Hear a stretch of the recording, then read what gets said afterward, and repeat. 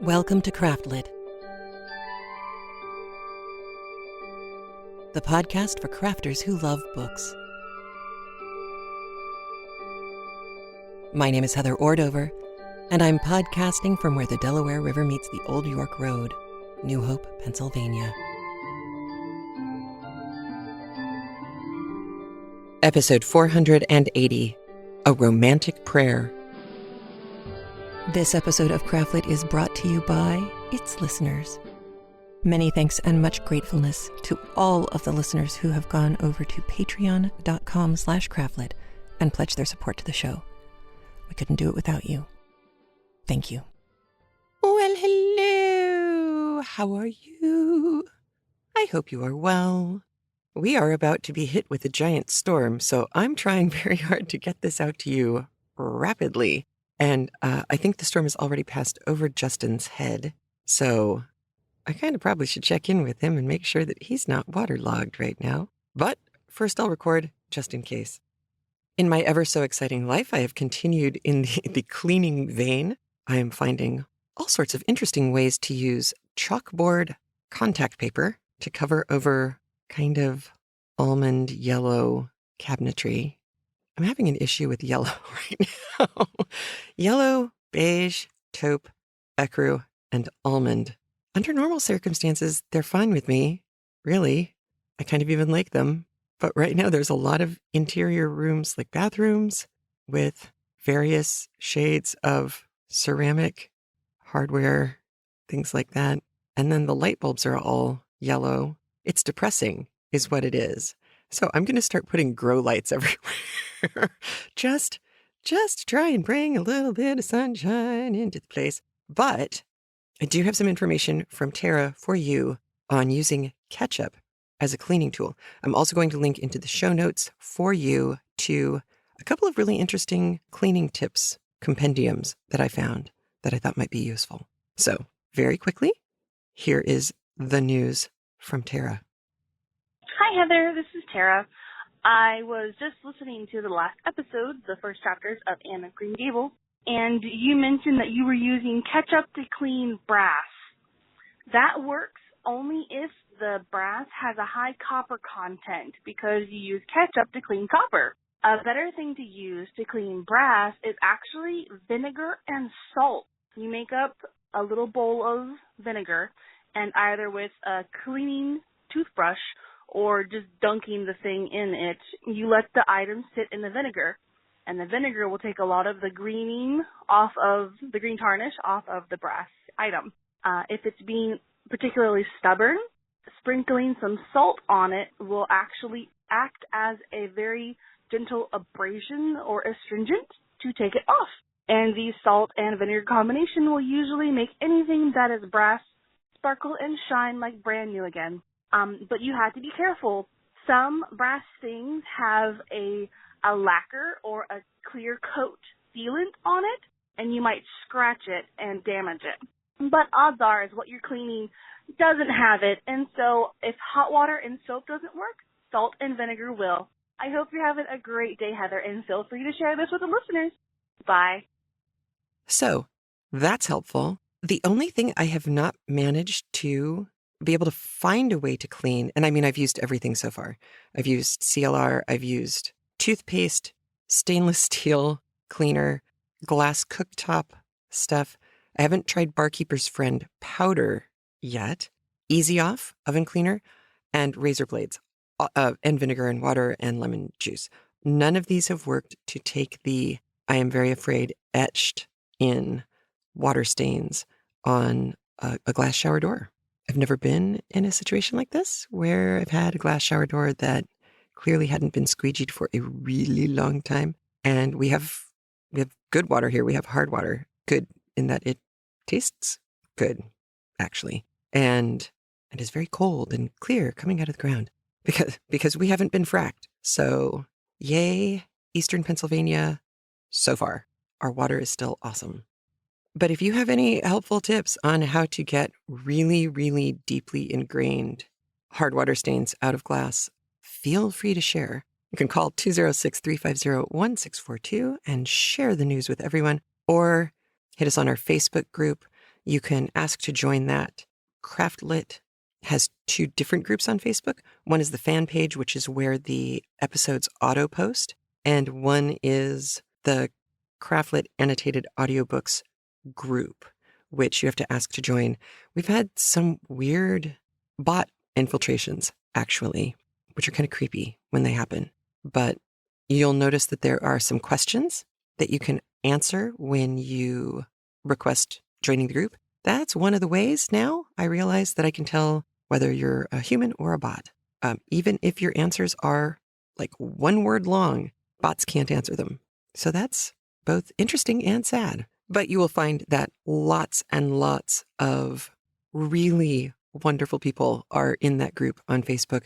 And I don't know, I've noticed that we often, all of us, wind up sharing things there. And we preface the share with, okay, nobody else I know is going to get this joke, but I found this online and here. And it's, something to do with books or the classics or something that Craftlit listeners will get and enjoy and appreciate. So it's kind of a clearinghouse for all of that, for all of us. So our marvelous Kim Zuckert, who has been reading Anne of Green Gables for us, she got sick.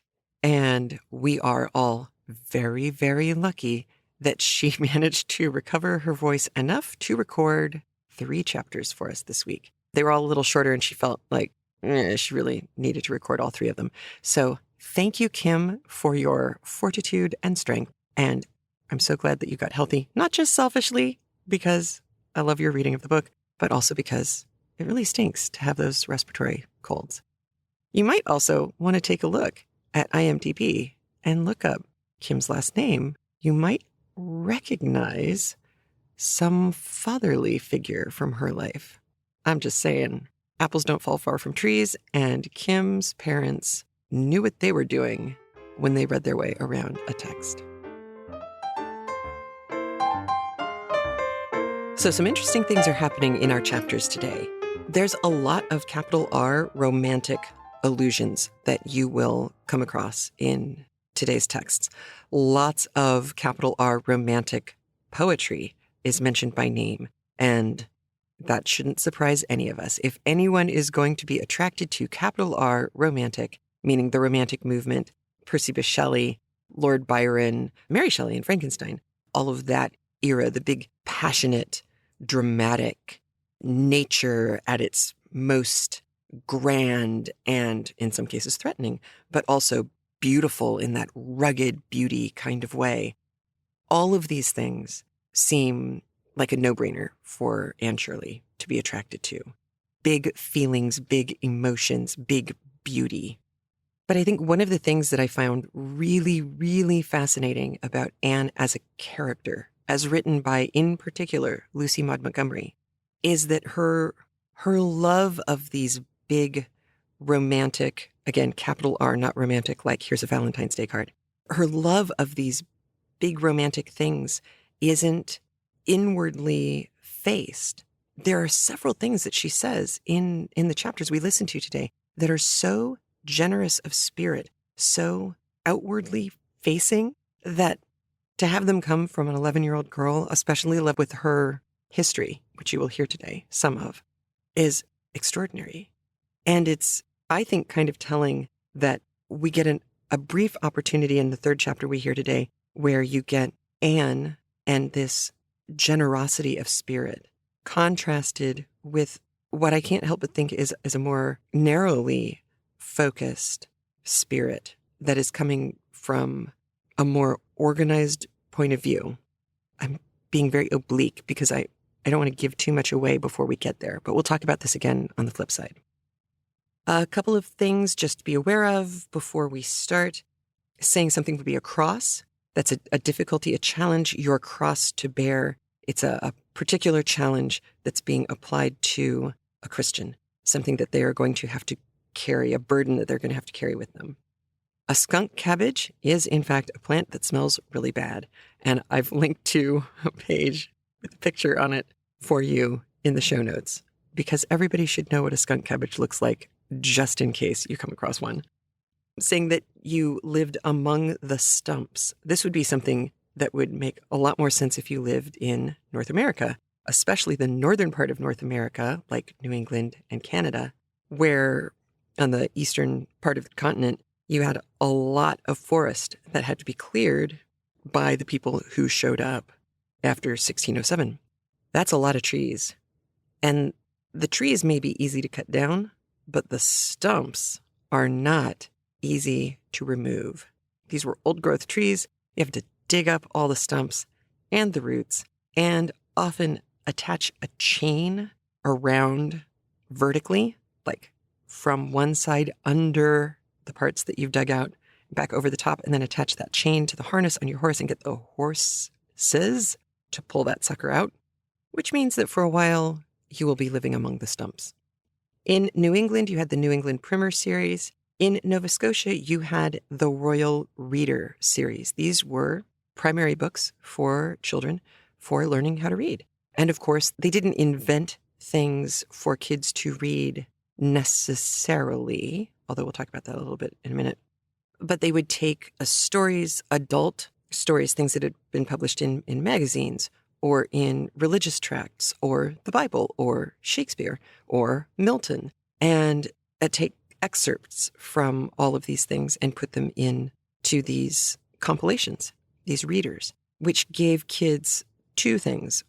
One, they were learning to read from awfully difficult texts, but they were also getting real cultural and historical context and literacy that meant that they would get what I would now call the inside jokes. They would be able to understand when someone was alluding to Shakespeare or alluding to Charge of the Light Brigade. You're going to hear Anne run down a list of poetry that she read in her reader. One of them you will recognize offhand, I guarantee. And the rest of them you're going to say, I wonder where that's from. And I can tell you, it's from the fourth grade reader. That's where it's from. That's where she read it. They are actually poems that have been published by actual poet people. And you can look any of them up online and find them if you are so inclined. If you did not have a horse or wagon at the time, you could, of course, hire one. You could do what Jane Eyre did and hitch a ride on a wagon that had a normal route of travel. However, if you lived in an area that didn't get serviced by a regular rotation of transportation, you could probably either hire one of the mail wagons when it was not in the process of delivering mail, or you could hitch a ride on a mail wagon for a fee and go wherever the mail wagon was going. There's a reference to going on an express wagon. As near as anyone can figure, that is probably the hiring of a mail wagon when it is not currently in service. So it wouldn't have been terribly expensive. It would also have limited when and how long you could go wherever it was that you wanted to go. But it would have been an option that would have been available to you if you didn't have a horse. You will hear a reference today to "Now I lay me down to sleep. I pray the Lord my soul to keep. If I should die before I wake, I pray the Lord my soul to take." If you don't know where that originally was published, it came from the New England Primer, and that was a Calvinist book that was originally compiled by Benjamin Harris in 1683. There are not a lot of versions from then that are complete and extant. There is one that is reproduced often from 1777, but I am linking from the show notes to a very interesting article about just how much that primer changed over time. It changed a lot, and it changed pretty rapidly. So the 1777 version, which you can see all sorts of interesting comments about in Amazon reviews, especially by people not realizing that this was almost 100 years of change to it from the original document. All sorts of interesting comments about how this is clearly the Puritans and this is clearly the way the country started. And it's like, wow, no, it's actually really not. The 1777 version is way different from the original 1683 version. So it's kind of interesting. And I'm really enjoying this article that I've discovered. So you might too, because they have a lot of quotes from the various time periods. Very much state your case and show your evidence. And in this article, they do. So I thought that was interesting that that's where that particular bedtime prayer came from. And then there's a reference to a thing called a Peep of Day series. This was a Methodist tract. It was a Sunday school tract. Went on for a long time. It was all compiled by this one woman. And you can find the original of one of these compilations of Peep of the Day or Peep of Day series texts at the Internet Archive, archive.org. So I've linked to that as well for you. Several people have published those tracts in a compilation state on Amazon as a public domain publication. So it's not very expensive and you can get it done in paperback that way. So those are available too. All right, I think that's everything. Don't forget to keep your ears open for all sorts of romantic statements from Anne and romantic references from her as well. And then also you can listen to the good-natured eyebrow raising of Marilla during all of it while she's listening to Anne and really starting to get to know her. All right, here we go with chapters 5, 6, and 7 of Anne of Green Gables by Lucy Maud Montgomery, read for us by Kim Zuckert.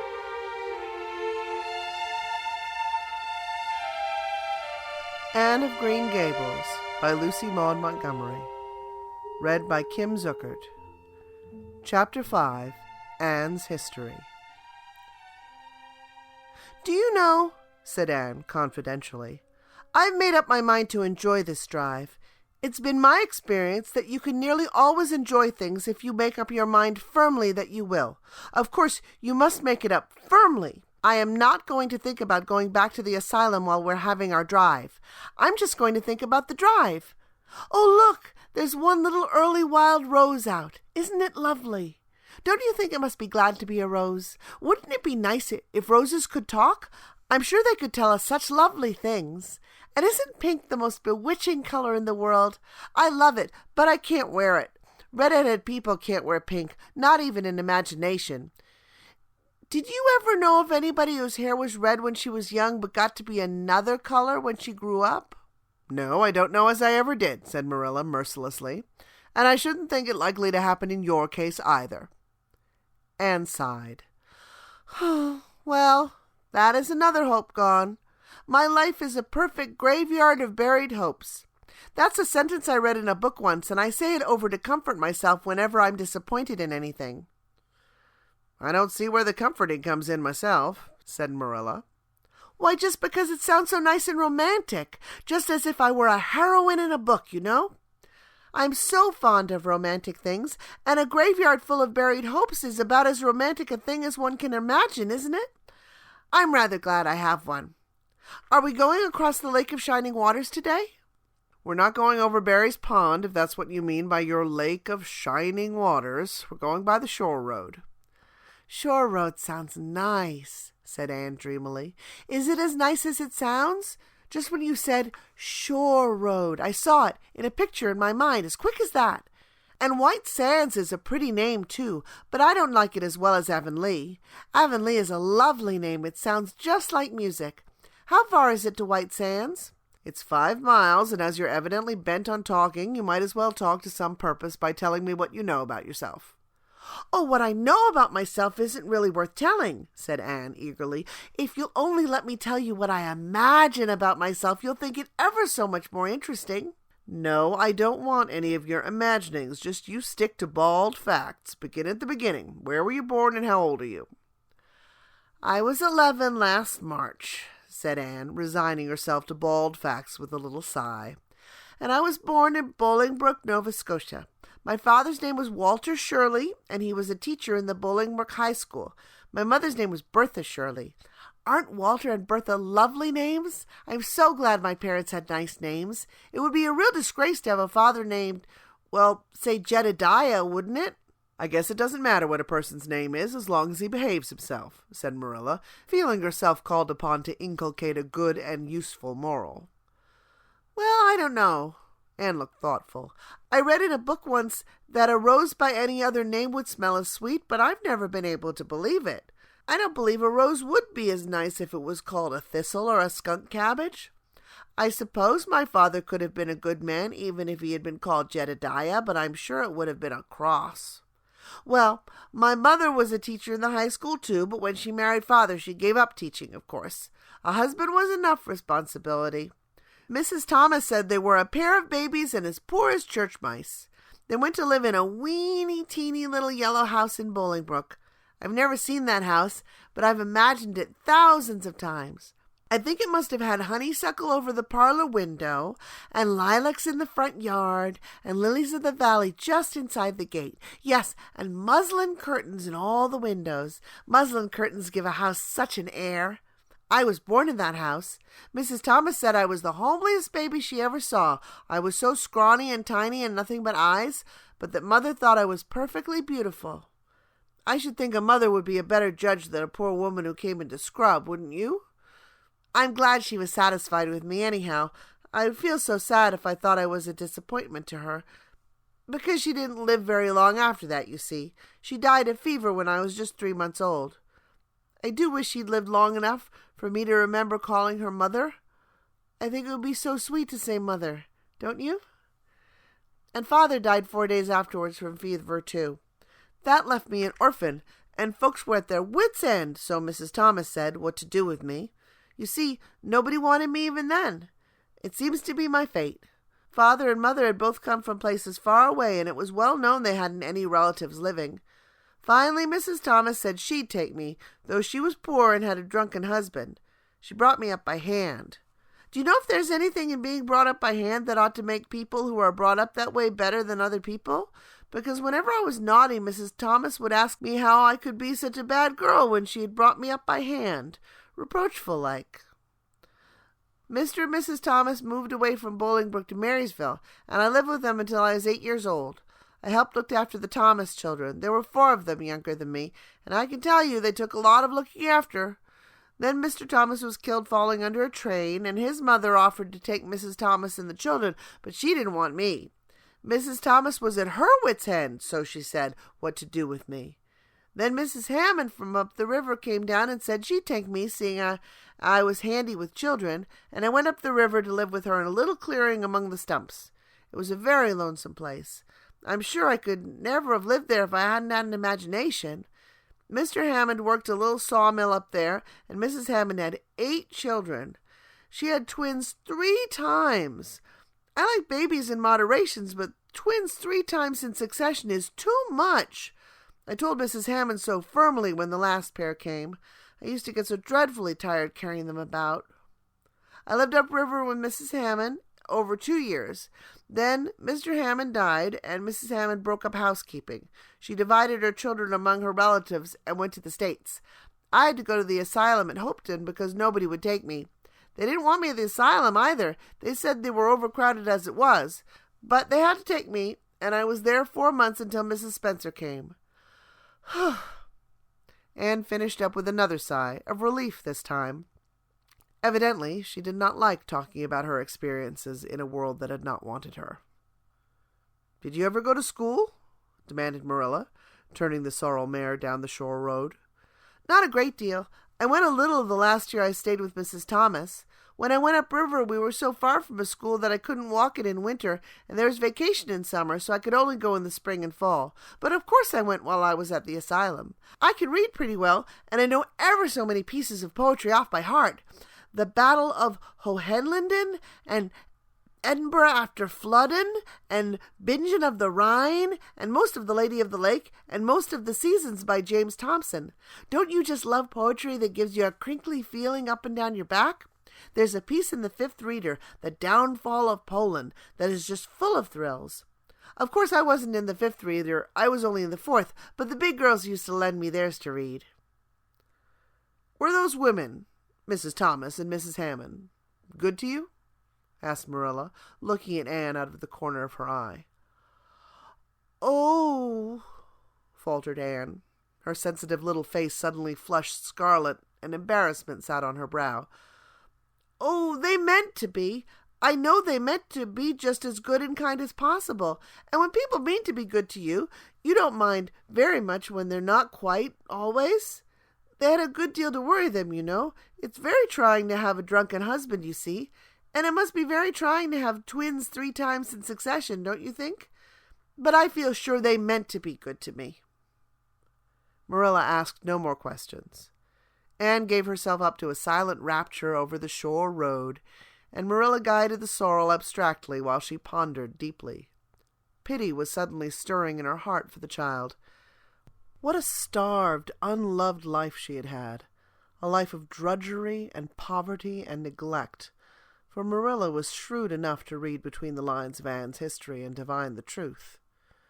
No wonder she had been so delighted at the prospect of a real home. It was a pity she had to be sent back.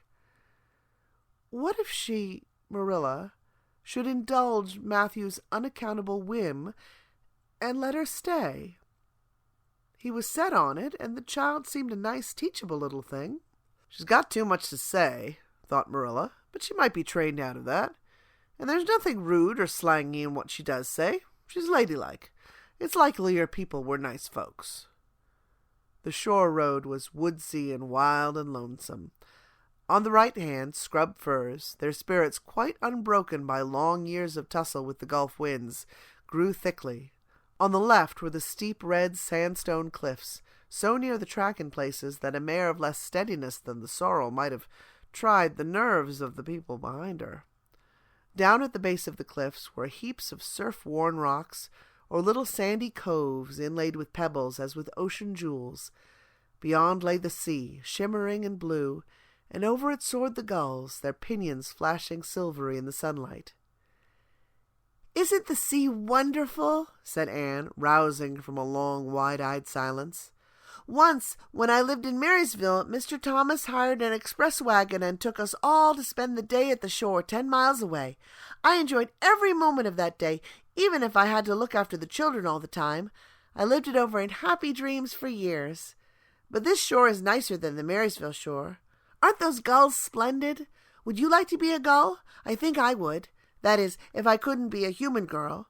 Don't you think it would be nice to wake up at sunrise and swoop down over the water and away out over that lovely blue all day, and then at night to fly back to one's nest? Oh, I can just imagine myself doing it." "What big house is that just ahead, please?" "That's the White Sands Hotel. Mr. Kirk runs it, but the season hasn't begun yet.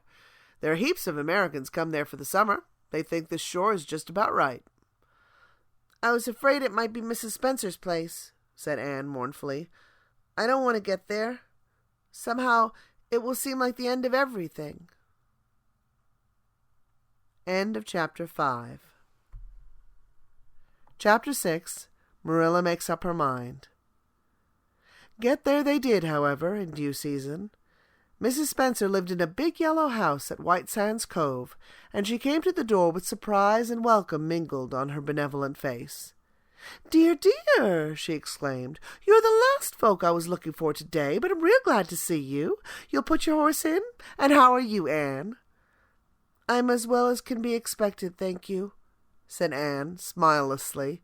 A blight seemed to have descended on her. "I suppose we'll stay a little while to rest the mare," said Marilla, "but I promised Matthew I'd be home early. The fact is, Mrs. Spencer, there's been a queer mistake somewhere, and I've come over to see where it is. We sent word, Matthew and I, for you to bring us a boy from the asylum. We told your brother Robert to tell you we wanted a boy, 10 or 11 years old." "Marilla Cuthbert, you don't say so," said Mrs. Spencer in distress. "Why, Robert sent word down by his daughter Nancy, and she said you wanted a girl. Didn't she, Flora Jane?" appealing to her daughter, who had come out to the steps. "She certainly did, Miss Cuthbert," corroborated Flora Jane earnestly. "I'm dreadfully sorry," said Mrs. Spencer. "It's too bad, but it certainly wasn't my fault, you see, Miss Cuthbert. I did the best I could, and I thought I was following your instructions. Nancy is a terrible flighty thing. I've often had to scold her well for her heedlessness." "It was our own fault," said Marilla resignedly. "We should have come to you ourselves and not left an important message to be passed along by word of mouth in that fashion. Anyhow, the mistake has been made, and the only thing to do is set it right. Can we send the child back to the asylum? I suppose they'll take her back, won't they?" "I suppose so," said Mrs. Spencer thoughtfully, "but I don't think it will be necessary to send her back. Mrs. Peter Blewett was up here yesterday, and she was saying to me how much she wished she'd sent by me for a little girl to help her. Mrs. Peter has a large family, you know, and she finds it hard to get help. Anne will be the very girl for you. I call it positively providential." Marilla did not look as if she thought Providence had much to do with the matter. Here was an unexpectedly good chance to get this unwelcome orphan off her hands, and she did not even feel grateful for it. She knew Mrs. Peter Blewett only by sight, as a small, shrewish-faced woman without an ounce of superfluous flesh on her bones, but she had heard of her. A terrible worker and driver Mrs. Peter was said to be, and discharged servant girls told fearsome tales of her temper and stinginess, and her family of pert, quarrelsome children. Marilla felt a qualm of conscience at the thought of handing Anne over to her tender mercies. "Well, I'll go in and we'll talk the matter over," she said. "And if there isn't Mrs. Peter coming up the lane this blessed minute!" exclaimed Mrs. Spencer, bustling her guests through the hall into the parlor, where a deadly chill struck on them as if the air had been strained so long through dark green, closely drawn blinds that it had lost every particle of warmth it had ever possessed. "That is real lucky, for we can settle the matter right away. Take the armchair, Miss Cuthbert, and you sit here on the ottoman and don't wiggle. Let me take your hats. Flora Jane, go out and put the kettle on. Good afternoon, Mrs. Blewett. We were just saying how fortunate it was you happened along. Let me introduce you two ladies, Mrs. Blewett, Miss Cuthbert. Please excuse me for just a moment. I forgot to tell Flora Jane to take the buns out of the oven." Mrs. Spencer whisked away after pulling up the blinds. Anne, sitting mutely on the ottoman, stared at Mrs. Blewett as one fascinated. Was she to be given into the keeping of this sharp-faced, sharp-eyed woman? She felt a lump coming up in her throat, and her eyes smarted painfully. She was beginning to be afraid she couldn't keep the tears back, when Mrs. Spencer returned, flushed and beaming, quite capable of taking any and every difficulty, physical, mental, or spiritual, into consideration and settling it out of hand. "It seems there's been a mistake about this little girl, Mrs. Blewett," she said. "I was under the impression that Mr. and Miss Cuthbert wanted a little girl to adopt. I was certainly told so, but it seems it was a boy they wanted. So, if you're still of the same mind you were yesterday, I think she'll be just the thing for you." Mrs. Blewett darted her eyes over Anne from head to foot. "How old are you, and what's your name?" she demanded. "Anne Shirley," faltered the shrinking child, not daring to make any stipulations regarding the spelling thereof. "And I'm 11 years old." You don't look as if there was much to you, but you're wiry. I don't know but that the wiry ones are the best after all. Well, if I take you, you have to be a good girl, you know, good and smart and respectful. I'll expect you to earn your keep, and no mistake about that. Yes, I suppose I might as well take her off your hands, Miss Cuthbert. The baby's awful fractious, and I'm clean worn out attending to him. If you like, I can take her home right now." Marilla looked at Anne, and softened at the sight of the child's pale face with its look of mute misery, the misery of a helpless little creature who finds itself once more caught in the trap from which it had escaped. Marilla felt an uncomfortable conviction that, if she denied the appeal of that look, it would haunt her to her dying day. Moreover, she did not fancy Mrs. Blewett. To hand a sensitive, high-strung child over to such a woman? No, she could not take the responsibility of doing that. "Well, I don't know," she said slowly. "I didn't say that Matthew and I had absolutely decided that we wouldn't keep her. In fact, I may say Matthew is disposed to keep her. I just came over to find out how the mistake had occurred. I think I'd better take her home again and talk it over with Matthew. I feel that I oughtn't to decide on anything without consulting him. If we make up our mind not to keep her, we'll bring her or send her over to you tomorrow night. If we don't, you may know that she's going to stay with us. Will that suit you, Mrs. Blewett?" "I suppose it'll have to," said Mrs. Blewett, ungraciously. During Marilla's speech, a sunrise had been dawning on Anne's face. First, the look of despair faded out. Then came a faint flush of hope.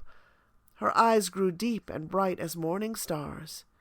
The child was quite transfigured, and a moment later, when Mrs. Spencer and Mrs. Blewett went out in quest of a recipe the latter had come to borrow, she sprang up and flew across the room to Marilla.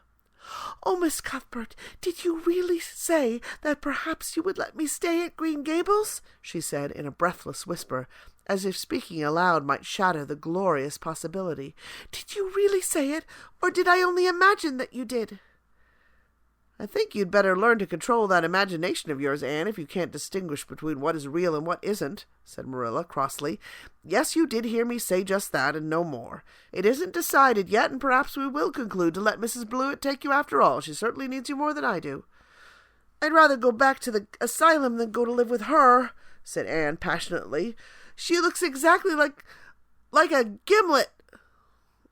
Marilla smothered a smile under the conviction that Anne must be reproved for such a speech. "A little girl like you should be ashamed of talking so about a lady and a stranger," she said severely. "Go back and sit down quietly and hold your tongue and behave as a good girl should." "I'll try to do and be anything you want me, if only you'll keep me," said Anne, returning meekly to her ottoman. When they arrived back at Green Gables that evening, Matthew met them in the lane. Marilla from afar had noted him prowling along it and guessed his motive. She was prepared for the relief she read in his face when he saw that she had at least brought back Anne with her, but she said nothing to him relative to the affair until they were both out in the yard behind the barn milking the cows. Then she briefly told him Anne's history and the result of the interview with Mrs. Spencer. "I wouldn't give a dog I like to that Blewett woman," said Matthew with unusual vim. "I don't fancy her style myself," admitted Marilla, "but it's that or keeping her ourselves, Matthew. Since you seem to want her, I suppose I'm willing, or have to be. I've been thinking over the idea until I've got kind of used to it. It seems a sort of duty. I've never brought up a child, especially a girl, and I dare say I'll make a terrible mess of it. But I'll do my best. So far as I'm concerned, Matthew, she may stay." Matthew's shy face was a glow of delight. "Well, now, I reckoned you'd come to see it in that light, Marilla," he said. "She's such an interesting little thing." "It'd be more to the point if you could say she was a useful little thing," retorted Marilla. "But I'll make it my business to see she's trained to be that. And mind, Matthew, you're not to go interfering with my methods. Perhaps an old maid doesn't know much about bringing up a child, but I guess she knows more than an old bachelor. So you just leave me to manage her. When I fail, it'll be time enough to put your oar in." There, Marilla, you can have your own way," said Matthew reassuringly. "Only be as good and kind to her as you can without spoiling her. I kind of think she's one of the sort you could do anything with if you only get her to love you." Marilla sniffed to express her contempt for Matthew's opinions concerning anything feminine, and walked off to the dairy with the pails. "I won't tell her tonight that she can stay," she reflected as she strained the milk into the creamers. "She'd be so excited she wouldn't sleep a wink. Marilla Cuthbert, you're fairly in for it. Did you ever suppose you'd see the day when you'd be adopting an orphan girl? It's surprising enough, but not so surprising as that Matthew should be at the bottom of it, him that always seemed to have such a mortal dread of little girls. Anyhow, we've decided on the experiment, and goodness only knows what will come of it." End of Chapter 6.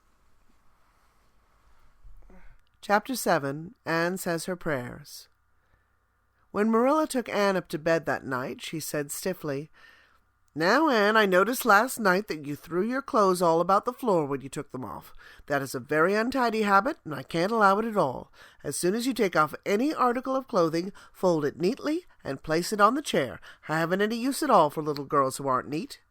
"I was so harrowed up in my mind last night that I didn't think about my clothes at all," said Anne. "I'll fold them nicely tonight. They always made us do that at the asylum. Half the time, though, I'd forget. I'd be in such a hurry to get into bed nice and quiet and imagine things." "You'll have to remember a little better if you stay here," admonished Marilla. "There, that looks something like. Say your prayers now and get into bed." "I never say any prayers," announced Anne. Marilla looked horrified astonishment. "Why, Anne, what do you mean? Were you never taught to say your prayers? God always wants little girls to say their prayers. Don't you know who God is, Anne?" "God is a spirit, infinite, eternal, and unchangeable in his being, wisdom, power, holiness, justice, goodness, and truth," responded Anne, promptly and glibly. Marilla looked rather relieved. So you do know something then, thank goodness. You're not quite a heathen. Where did you learn that? Oh, at the Asylum Sunday School. They made us learn the whole catechism. I liked it pretty well. There's something splendid about some of the words. Infinite, eternal, and unchangeable. Isn't that grand? It has such a roll to it, just like a big organ playing. You couldn't quite call it poetry, I suppose, but it sounds a lot like it, doesn't it? We're not talking about poetry, Anne. We are talking about saying your prayers. Don't you know it's a terrible, wicked thing not to say your prayers every night? I'm afraid you are a very bad little girl. You'd find it easier to be bad than good if you had red hair, said Anne reproachfully. People who haven't red hair don't know what trouble is. Mrs. Thomas told me that God made my hair red on purpose, and I've never cared about him since. And anyhow, I'd always be too tired at night to bother saying prayers. People who have to look after twins can't be expected to say their prayers. Now, do you honestly think they can? Marilla decided that Anne's religious training must be begun at once. Plainly, there was no time to be lost. You must say your prayers while you're under my roof, Anne. Why, of course, if you want me to, assented Anne cheerfully. I'd do anything to oblige you, but you'll have to tell me what to say for this once. After I get into bed, I'll imagine out a real nice prayer to say always. I believe that it will be quite interesting, now that I come to think of it. You must kneel down, said Marilla in embarrassment. Anne knelt at Marilla's knee and looked up gravely. Why must people kneel down to pray? If I really wanted to pray, I'd tell you what I'd do. I'd go out into a great big field, all alone, or into the deep, deep woods, and I'd look up into the sky, up, up, up into that lovely blue sky that looks as if there was no end to its blueness. And then I'd just feel a prayer. Well, I'm ready. What am I to say? Marilla felt more embarrassed than ever. She had intended to teach Anne the childish classic, Now I Lay Me Down to Sleep. But she had, as I have told you, the glimmerings of a sense of humor, which is simply another name for a sense of the fitness of things, and it suddenly occurred to her that simple little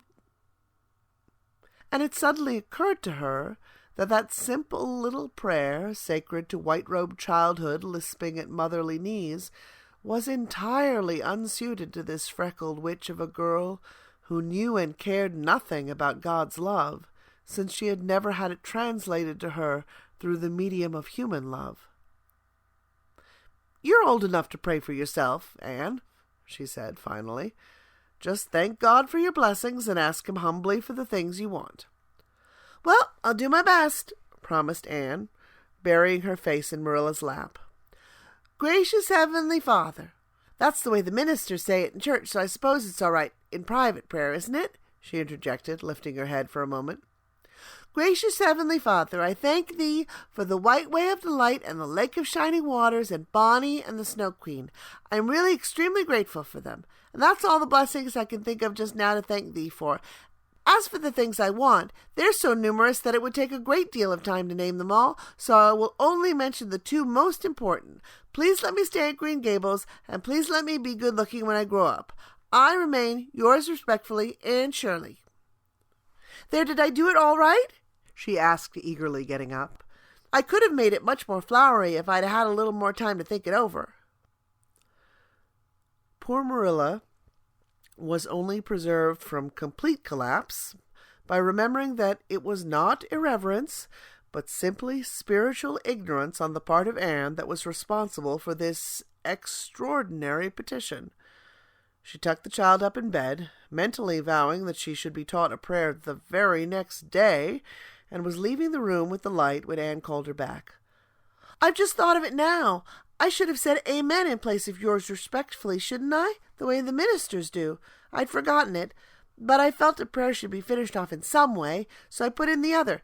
Do you suppose it will make any difference? I don't suppose it will, said Marilla. Go to sleep now like a good child. Good night. I can only say good night tonight with a clear conscience, said Anne, cuddling luxuriously down among her pillows. Marilla retreated to the kitchen, set the candle firmly on the table, and glared at Matthew. Matthew Cuthbert, it's about time somebody adopted that child and taught her something. She's next door to a perfect heathen. Will you believe that she'd never said a prayer in her life till tonight? I'll send her to the manse tomorrow and borrow the Peep of the Day series. That's what I'll do. And she shall go to Sunday school just as soon as I can get some suitable clothes made for her. I foresee that I shall have my hands full. Well, we can't get through this world without our share of trouble. I've had a pretty easy life of it so far, but my time has come at last, and I suppose I'll just have to make the best of it. End of Chapter 7. So back in Chapter 5, we found out that Anne Shirley did not have much use for a name like Jedediah. And it turns out neither did Lucy Maud Montgomery, because in another one of the short stories that she wrote, she made a comment about the unromantic nature of this guy named Jedediah, but that his last name was Crane, Crane, with an E, and that redeemed him somewhat.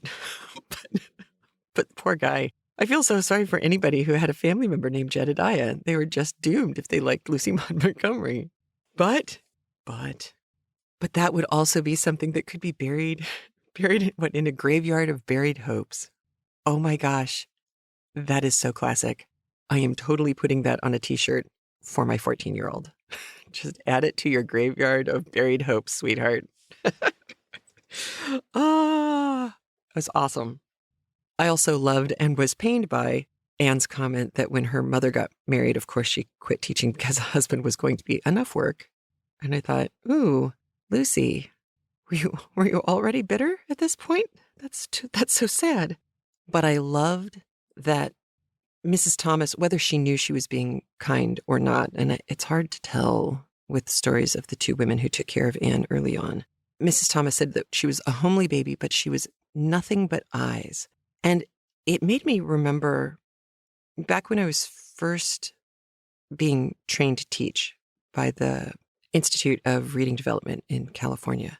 I remember one of our master teachers talking about children with bright eyes, and that there is something about a baby who is watching all the time, just soaking in information, that they have these bright eyes. It's like you can see the wheels turning behind them and just watch their brain adding new information and data exponentially. It's like the study that Andrew, my husband, came across where he said they took, I think it was 6-month-old babies, and they had them sitting in a baby seat, basically, watching an inclined plane and a table. And they had a big ball and a small ball. And the big ball weighed more and the small ball weighed less. And they would put, for example, the small ball at the bottom of the inclined plane, and they'd roll the big ball down. It would go and hit the small ball, and the small ball would move. And then they'd put the big ball at the bottom of the inclined plane and the small ball at the top. And the small ball would roll down, hit the big one, and it would bounce off. And they'd show the babies this several times. Then, without the babies noticing, they switched out the balls. So the big one was really lightweight, and the little one was very heavy. So they'd roll the big ball down the plane, and it would hit the very heavy, very small ball, and the big ball would bounce off, but the small ball wouldn't move at all. And what they were doing was measuring eye dilation on the babies. So the very first time when physics worked the way God intended, the baby's eyes, their pupils dilated a tiny bit. They were getting new information. As they continued doing it the same way, with the same results that you would expect in a normal physical universe, their eyes did not dilate again. They were just watching the pattern happen. However, when they switched the balls out, and now you have the big lightweight ball and the little immovable ball, the baby's pupils dilated like crazy. Their eyes got bigger because suddenly all bets were off. The universe is not working the way it is supposed to. Physics, the laws of physics themselves have been broken. Something is horribly wrong with the universe. At 6 months old, the babies recognized the wrongness of this because the patterns that they had learned, which seemed very simple, suddenly weren't patterns anymore. Babies and bright eyes, they take in tons. And it is impossible for me to believe that Anne Shirley was anything other than a very, very bright-eyed baby, which makes her so much more amazing.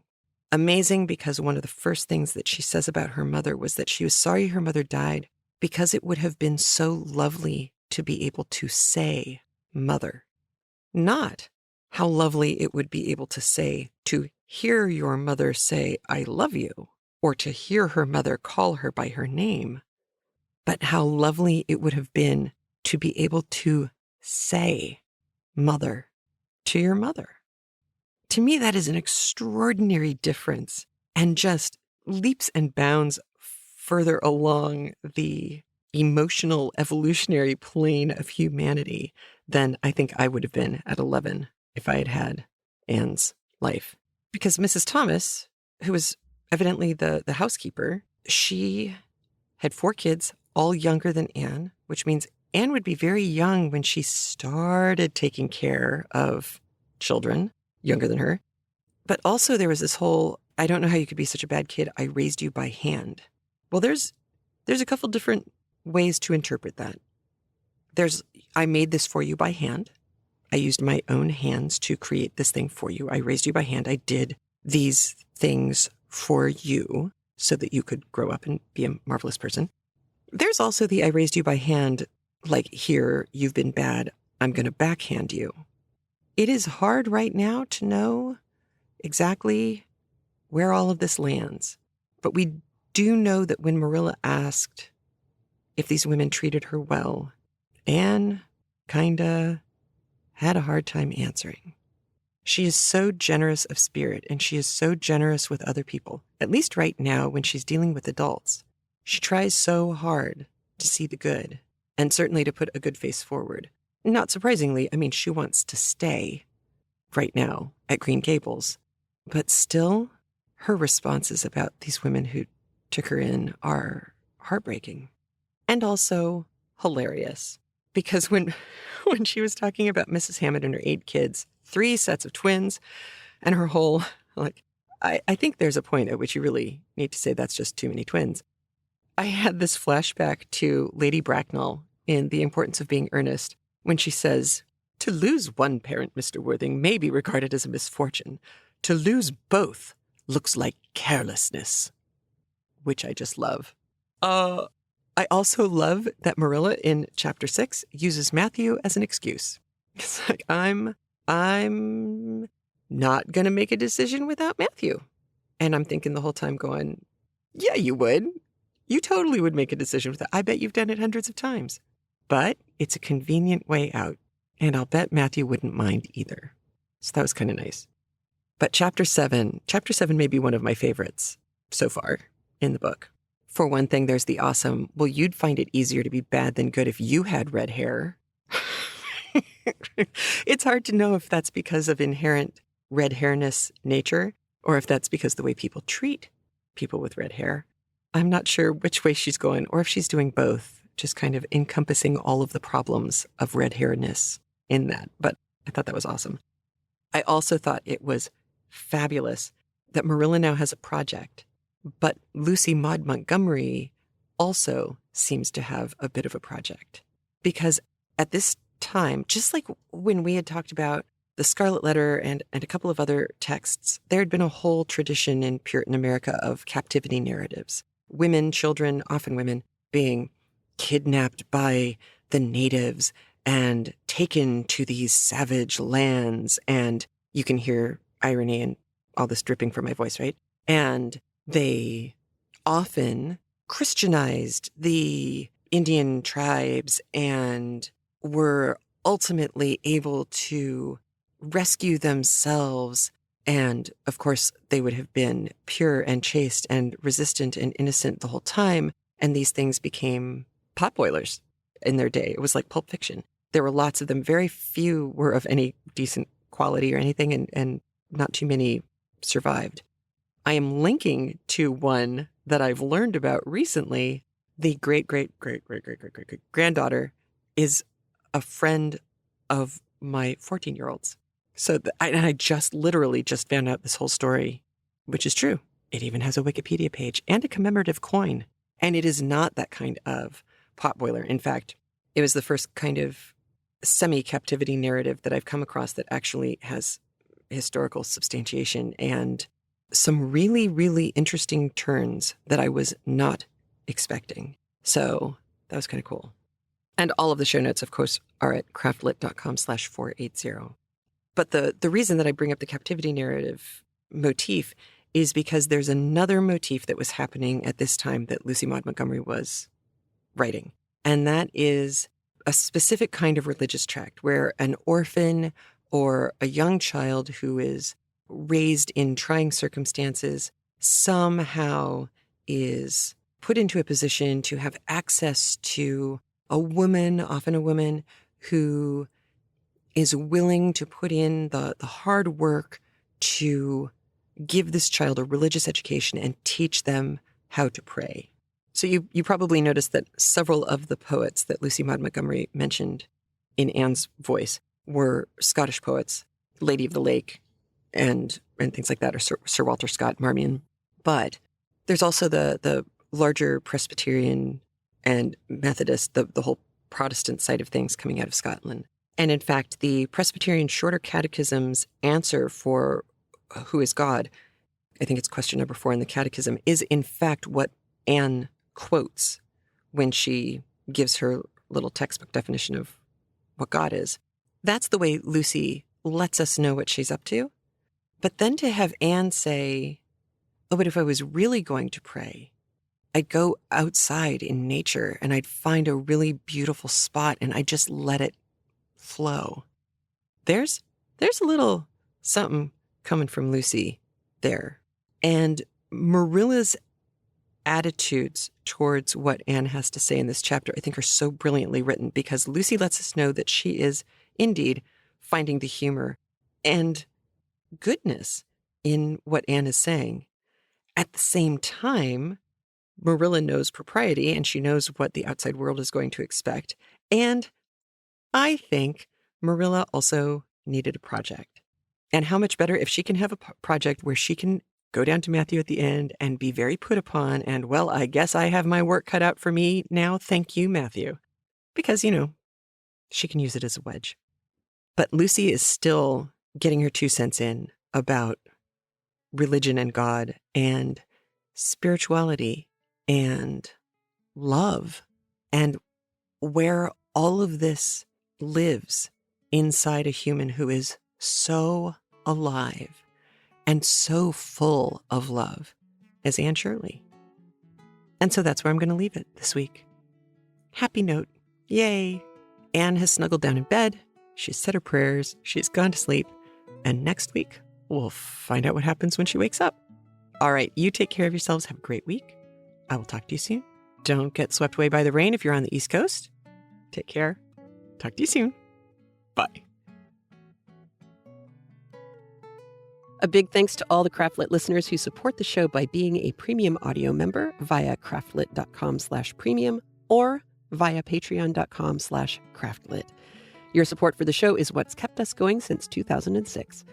If you feel like getting free audio pretty much every week, please consider supporting the show by heading over to patreon.com/craftlit and pledging what you feel the show is worth to you. If you can't support the show that way, consider leaving a review at iTunes or at our facebook.com/craftlit page, or follow @craftlit on Twitter and share the show with your followers too. And remember, if your hands are too busy to pick up a book, at least you can turn one on.